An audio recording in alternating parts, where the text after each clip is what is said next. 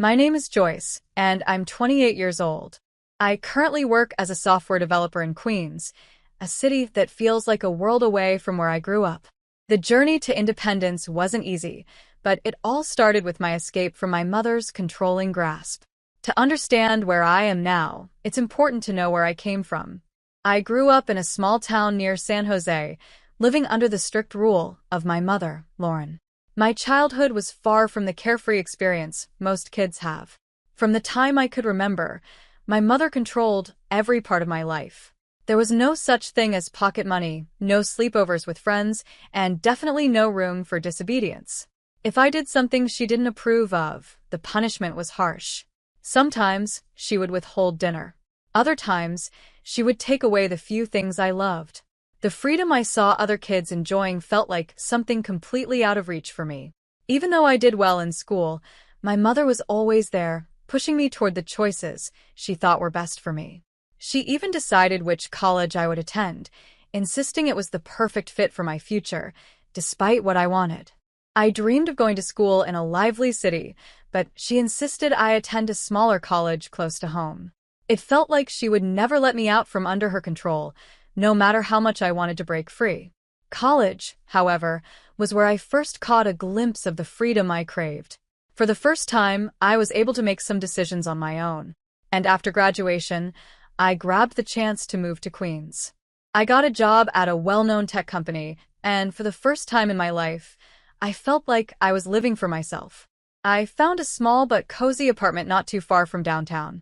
It wasn't much, but it was mine, and that little space felt like a fortress of independence. Life in Queens was a refreshing change. I took delight in the simplest things: walking to work, choosing my own groceries, and deciding my own schedule. Those small freedoms meant the world to me after years of being under my mother's thumb. For the first few months, everything felt perfect. But then strange things started happening.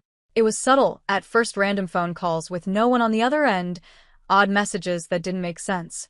Nothing concrete, but enough to make me uneasy. I tried to brush it off, telling myself I was just being paranoid after years of overcontrol. Then one evening there was a knock on my door. It was my neighbor, Mr. Paul. He's a graphic designer, a bit older than me, with a kind and gentle demeanor. He's always been polite whenever we crossed paths. "Joyce, can I talk to you for a minute?" he asked, his voice carrying a tone of concern. "Sure, Mr. Paul. What's going on?" I replied, feeling a small knot of anxiety form in my stomach. Doing my best to hide the nervousness creeping into my voice. Mr. Paul looked genuinely worried. "I just saw someone acting suspiciously near your apartment," he said, his brow furrowed. "I thought you should know. They might be trying to get inside." My heart started pounding. I hadn't noticed anything strange myself, but the thought of someone trying to break in made my stomach churn.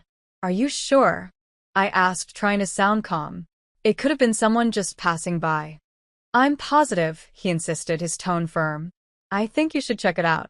With my mind racing, I unlocked my apartment door and stepped inside. At first glance, everything seemed normal, but my anxiety was through the roof. Just as I was about to take a deep breath and relax, something caught my eye: a purse sitting on the table. It wasn't mine. I knew that instantly. It was a sleek, expensive designer purse, the kind I would never buy for myself. It looked so out of place in my apartment. Panic gripped me as I quickly thought about calling the police, but then something stopped me. Inside the purse, I noticed a folded note. My hands trembled as I reached for it, my heart racing even faster. Slowly, I unfolded the note, and my breath caught in my throat as I read the words. "I'm sorry, Joyce. I had to come. I've been watching you. I needed to know if you were okay." It was from my mother. I stared at the note in disbelief. My mother, Lauren, had been in my apartment. My emotions flipped from shock to anger in an instant.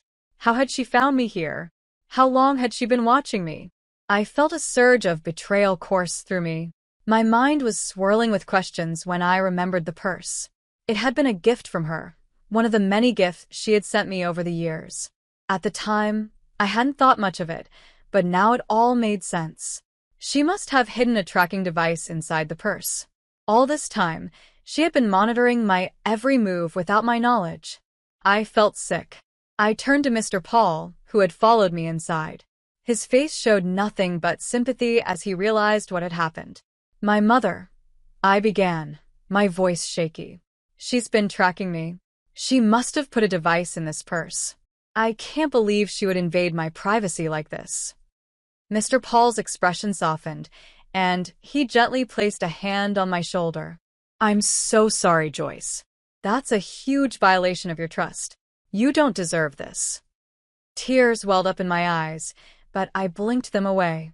I need to confront her, I said, my voice gaining strength despite the turmoil I felt inside. She has no right to do this to me. In that moment, I knew I had to act quickly. This wasn't just a minor breach of trust. It was a pivotal moment. I had spent years trying to escape my mother's control, and now I was faced with the ultimate test. Would I let her continue to manipulate me, or would I finally stand up for myself and take full control of my life? A mixture of fear and determination filled me as I started making plans to confront her. I knew it wouldn't be easy. Facing my mother would be one of the hardest things I had ever done, but I had no choice. If I wanted to be truly free, I had to break away from her influence once and for all. The freedom I had worked so hard to build in Queens suddenly felt like it was slipping away, but I wasn't going to let that happen. This was my life now, and I needed to protect it. The discovery of the hidden tracking device had shaken me to my core, but it also strengthened my resolve. This was my chance to take control of my future, no more living in her shadow. With every passing moment, my anger and resolve grew stronger. I had escaped her once, and I was determined to do it again, this time for good. I couldn't believe Lauren had crossed such a line. My life in Queens was supposed to be my escape, my chance to finally breathe freely, far away from her overbearing control. But now, with her tracking me, it was clear that I was still tied to her in ways I hadn't even realized. Her presence felt like a cold shadow, reminding me that no matter how far I ran, she was always pulling the strings. The next day, I gathered all my courage and made my way to the address she had listed. She wasn't staying in some grand place, just a small, run-down apartment not far from where I had grown up. It wasn't luxurious, but it was enough for her. As I approached the door, my heart pounded in my chest. Every step felt heavy, burdened by years of frustration and pent-up anger.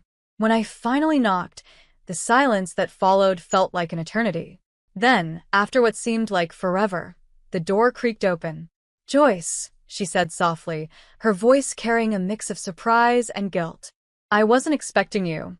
I stepped inside, barely able to contain my anger. "You weren't expecting me?" I said, my voice sharp.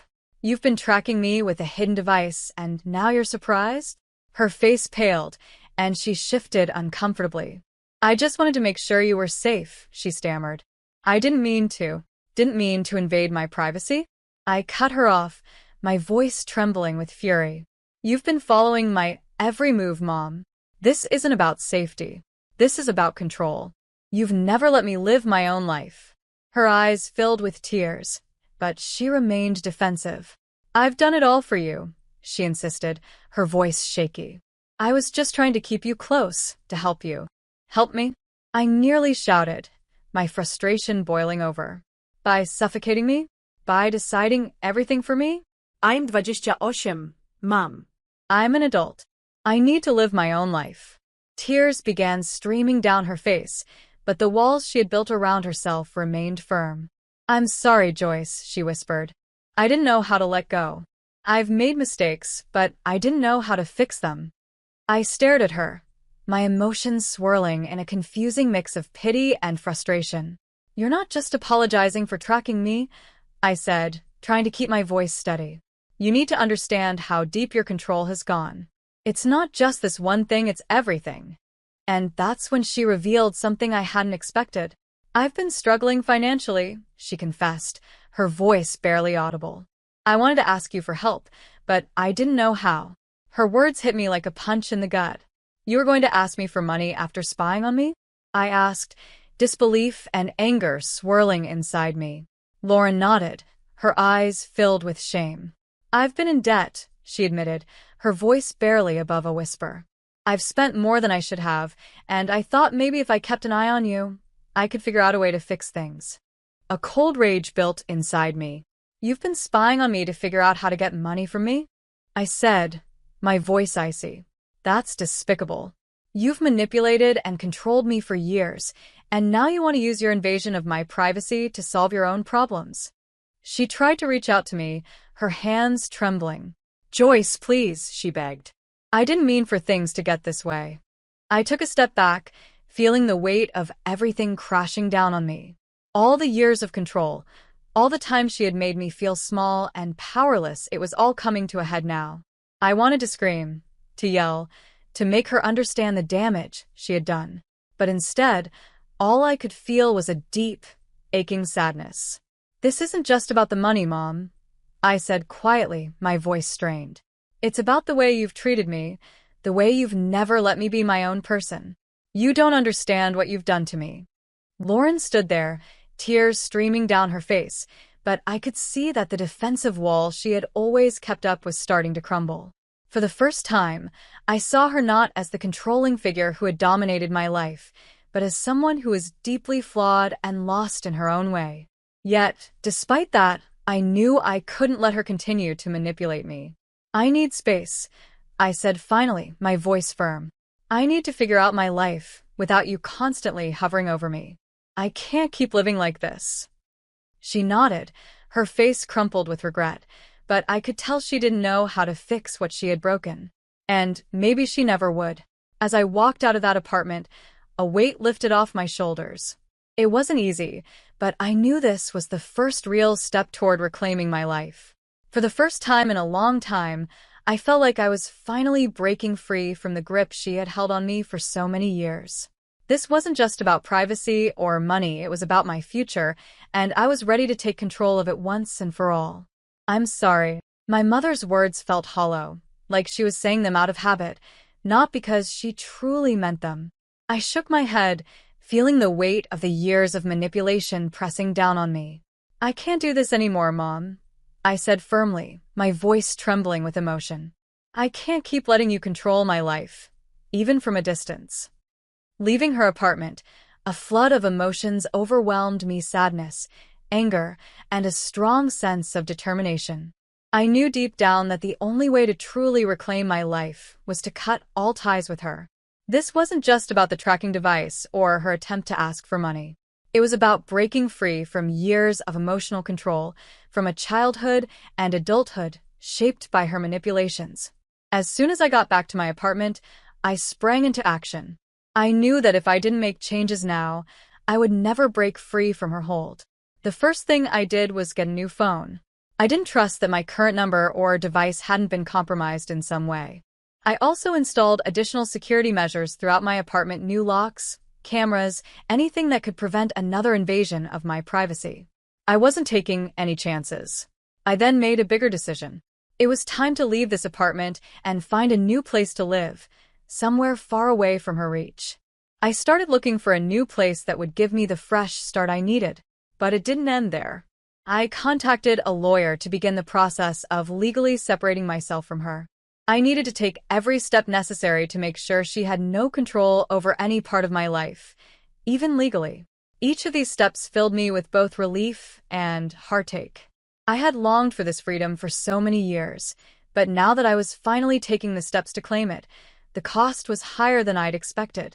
It wasn't just about moving on from my mother's control, it was about rebuilding myself. I had to rediscover who I was outside of her influence, to find my own sense of autonomy and self-worth. As I began packing up my belongings and preparing for the move, Mr. Paul became a surprising source of support. He offered to help with the logistics and, more importantly, he provided a kind ear during some of my toughest days. We spent more time together, and his steady presence became a small comfort in the middle of the chaos I was navigating. I hadn't expected to rely on him, but his kindness made everything a little more bearable. However, the battle was far from over.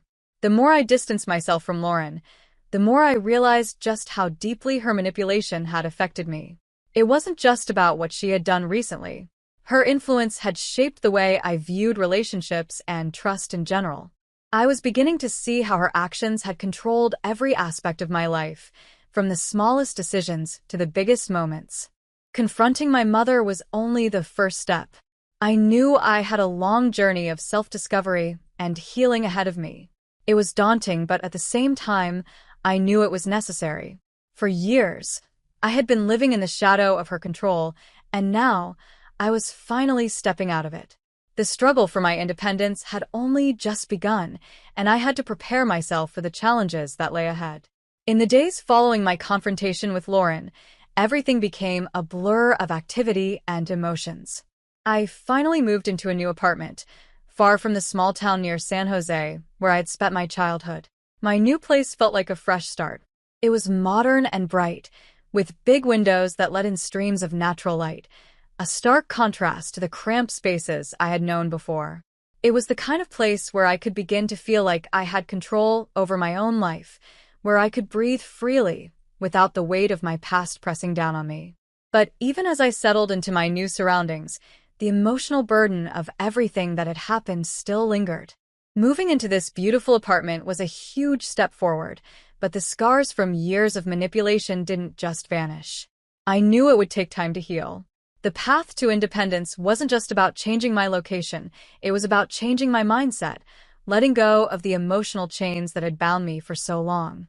With each passing day, I felt a little stronger, a little more sure of myself. I was finally carving out my own life, on my own terms.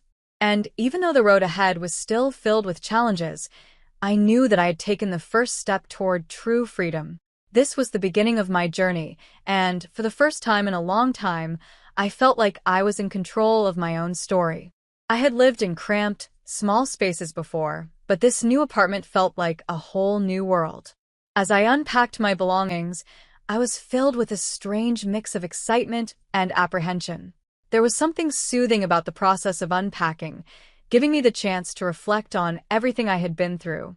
But as I pulled out each item from the boxes, I was reminded of how deeply Lauren had intruded into every corner of my life.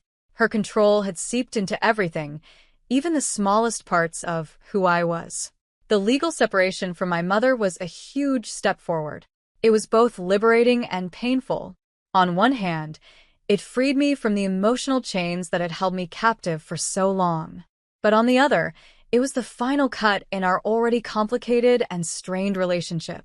The lawyer assured me it was a standard procedure, but to me, it felt like closing a chapter one had struggled with for years.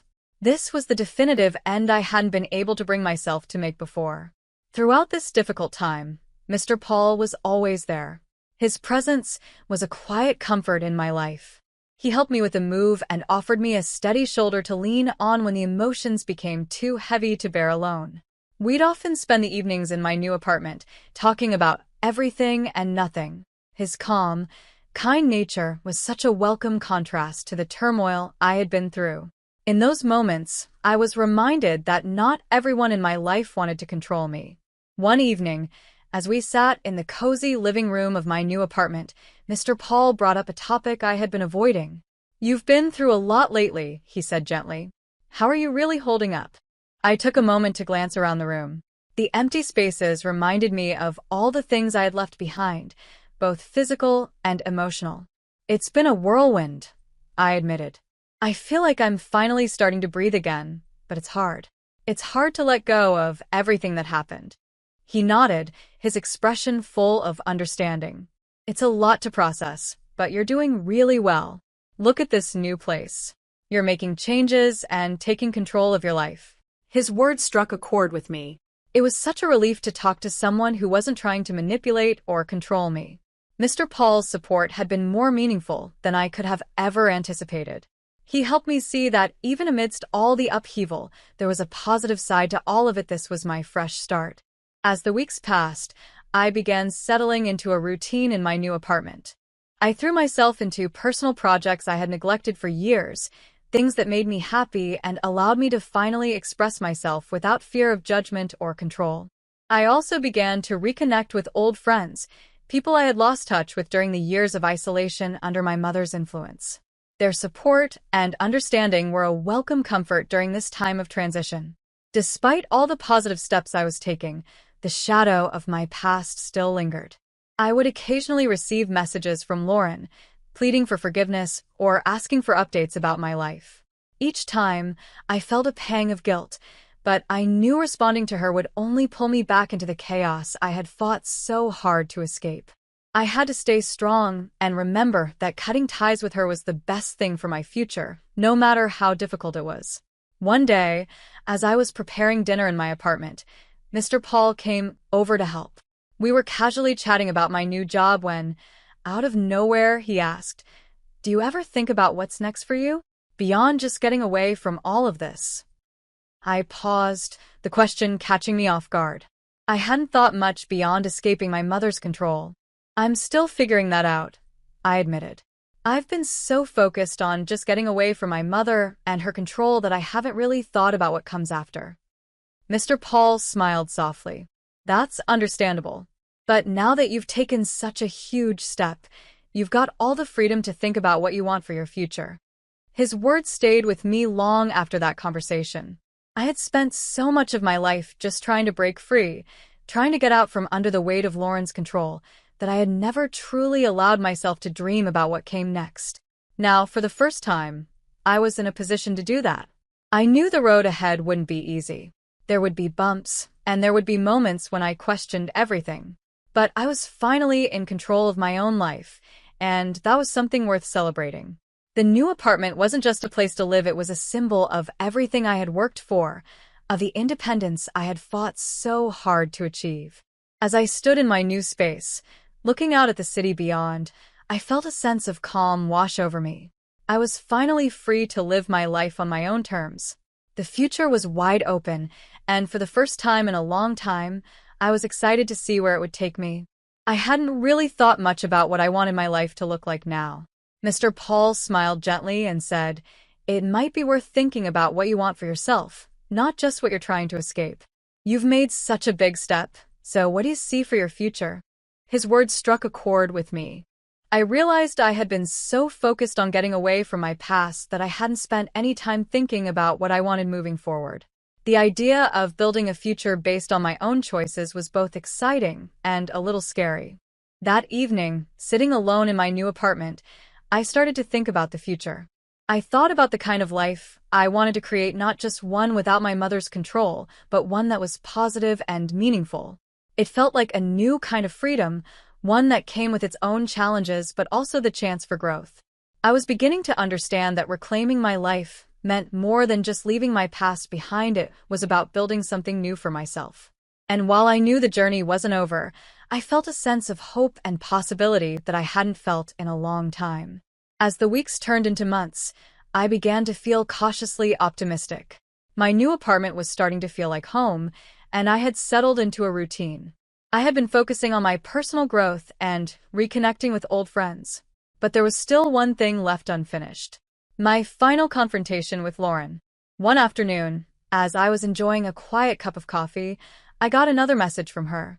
It was similar to the others, asking for forgiveness and hinting at her financial struggles. I stared at the message, feeling a mix of anger and sadness.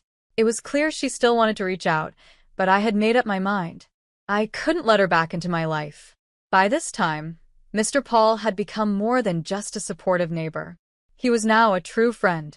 We had regular conversations, and I found myself opening up to him in ways I hadn't expected. One evening, while we were cooking dinner together, I decided to tell him about the message. "I got another message from Lauren today," I said, trying to keep my voice steady. "She's still asking for money and saying she's sorry. I don't know what to do." Mr. Paul looked up from the stove, concern written on his face. "You've already done so much to protect yourself. Maybe it's time to think about what's best for your own peace of mind."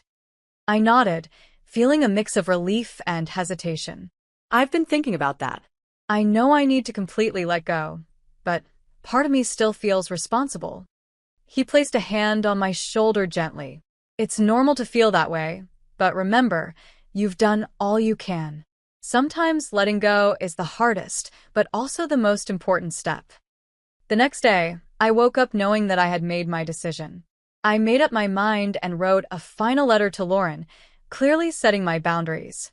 In the letter, I told her that I wouldn't respond to her messages anymore and that any attempts to contact me would be ignored. It was a firm but respectful goodbye. As I sealed the envelope, I felt a mix of sadness and relief. It marked the end of a difficult chapter in my life, but it also showed my commitment to moving forward without letting the past weigh me down. 10 days later, I had another heartfelt conversation with Mr. Paul. We were sitting in the park, enjoying the cool autumn breeze. He was quietly watching the leaves change colors when he turned to me with a thoughtful look. "Joyce, you've been through so much, and I'm really proud of how far you've come," he said softly. "But I've also noticed something else. There's a light in you now that wasn't there before. You seem more at peace." I smiled, feeling a warmth inside that I hadn't felt in a long time. "Thank you. It's been a long journey, but I think I'm finally starting to find my way. I'm learning to focus on what I want, not just what I've been running from." Mr. Paul smiled back, his eyes full of kindness. "It's wonderful to see you like this. And I'm here for you, whatever you need." His words stayed with me long after we said goodbye. I felt a new sense of hope and determination. For the first time in years, I was beginning to picture a future that was truly mine, built on my own dreams and goals. As the year came to an end, I took some time to think about all the changes I had made. My life was still a work in progress, but I no longer felt trapped by my past or by my mother's control. I was learning to make my own decisions and embrace the possibilities ahead of me. One evening, while sitting by my apartment window, watching the city lights, I thought about everything I had gone through. I felt both proud and relieved to know I had come out stronger on the other side. There was still some uncertainty about the future, but there was also the exciting promise of new beginnings. In the end, breaking free from my mother's influence wasn't just about gaining independence, it was about finding my own path and having the courage to walk it. As I looked toward the future, I felt at peace knowing that, for the first time in a long while, I was truly in control of my own life.